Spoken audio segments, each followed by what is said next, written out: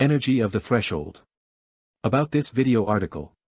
Cerebral, this post was a thinking out loud thought process that is intended only as a reference for some of my thoughts at the time. It is cerebral in nature and should be considered as such. This article is being turned into a video article in 2023 and will be included in the 2015 flashback video article playlist for posterity. It is being created and included the way it was written, primarily to preserve it, and to convey the thought process I was going through at the time it was written, and, obviously, I had not come to the conclusions and realizations that I have now come to. Energy of the threshold. November 25, 2015.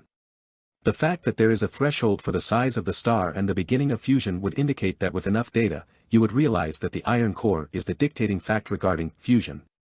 To call the process of an iron ball to start glowing fusion is a misconception of reality. In reality, the iron core is capable of burning bright at any size, though size and speed are a factor in this equation. So, small iron ball moving very fast will burn as hot or as bright as a much larger iron ball that is moving slower. Motion of matter equals energy.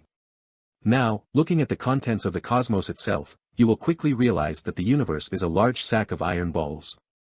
Essentially everything compresses hard enough to convert to iron. Once this formation has occurred, there is a threshold of the size and speed of the iron ball to decay hard, or shine.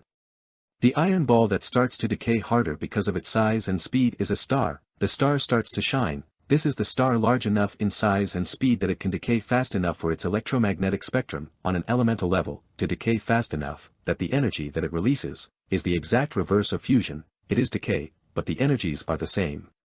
But, just because the iron core is large does not mean that it has to decay hard. You could imagine a massive iron core, but if it is not moving through anything, it will not shine. The energy will be contained within itself, and with its self-containment and no decay, the core will generate extra energy. You can increase this energy production by compressing matter. Starting with the compression of helium-3 into a crystallized core, you can create a fusion battery. This is fusion, but it is reverse fusion. You are getting the energy you put into it plus an extra 10% energy generation within the cycle, so if you extend the cycle over a long time, you can harness this extra energy for a very long time. The lower in elemental weight you get, the more compact and more energy for the same amount of time you can extract from the process. But, more energy will be required to be put into the system to create the heavier crystal. The limits of technology to compress matter beyond a certain point become impractical, at which point manipulating nature to compress what is required is achieved in the very structure of the universe itself. Consciousness. Matter generating its own energy. If that wasn't a form of consciousness, I don't know what is. God of ROC. Orion Michael Guy. The point is, fusion batteries are not only possible, but the very structure of the universe is fusion itself. To compress the helium-3 you use magnetic waves and lasers and compress that matter hard enough and hot enough to fuse into a crystal. As you compress the helium-3 into a crystal, the poles within align from pressurization, and the lasers supply the heat to fuse the helium into a crystal battery. Dark crystal the best. Dark crystal is iron crystal.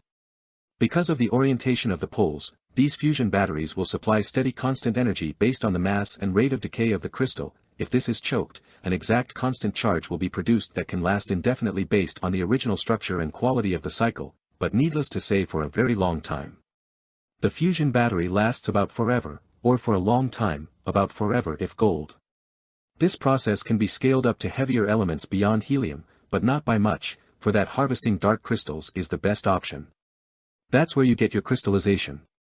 That's how you trap the fusion process. And create the fusion battery. These last statements are obviously incomplete thoughts. Thanks for watching. If you have any questions, feel free to put them in the comments below, and if you like this type of content, feel free to give it a thumbs up. Thanks for watching and have a good day. Orion.